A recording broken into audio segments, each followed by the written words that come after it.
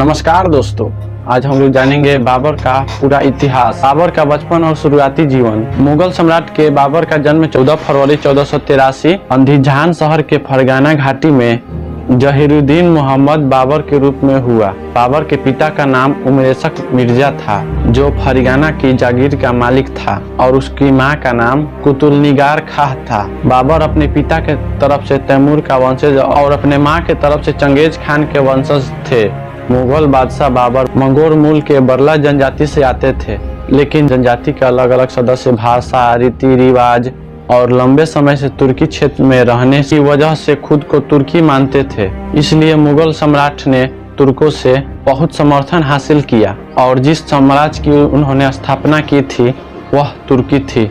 आपको बता दें कि बाबर का परिवार चगताई कबीले के सदस्य बन गया था। उन्हें इस नाम से ही पुकारा जाता था। वे प्रीति पक्ष की ओर से तैमूर के 5वें वंशज और मातृ पक्ष के तरफ से चंगेज के 13वें वंशज थे। बाबर ने जिस नए साम्राज्य की स्थापना की वह तुर्की नस्ल का चगताई वंश का था, जिसका नाम चंगेज खां के दूसरे बेटे के नाम पर पड़ा था। बाबर के मातृभाषा चगताई थी, जिसमें वे निपुण थे।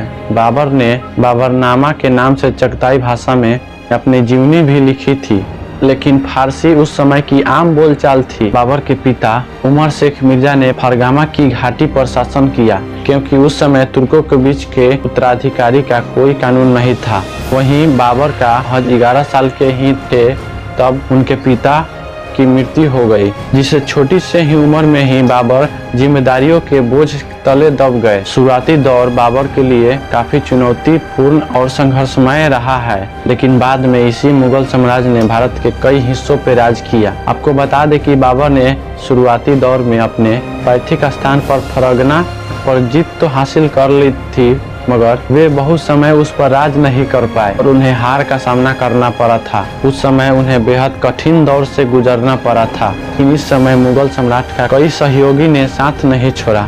वहीं कभी नहीं हार मानने वाले मुगल सम्राट ने एक ऐसा पासा फेंका कि अफगानिस्तान के शासक बन गए।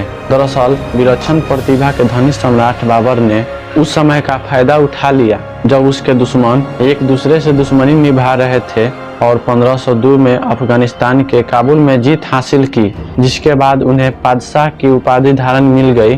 बादशाह से पहले बाबर मिर्जा की पैतृक उपाधि धारण करता था। आपको बता दें कि मुगल बादशाह बाबर ने कुल 11 शादी की थी। उनके 11 बेगम थी, जिनके नाम ऐसा सुल्तान बेगम, जैनाब सुल्तान बेगम, मौसमा सुल्तान बेगम, अहम बेगम, गुलरुख बेगम, दिलदार बेगम, मुबारका, रुफझाई और गुलनार आधाचा था। अपनी बेगमों से बाबर के 20 बच्चे थे। बाबर ने पहले बेटे हुमायूं को अपना उत्तराधिकारी बना दिया।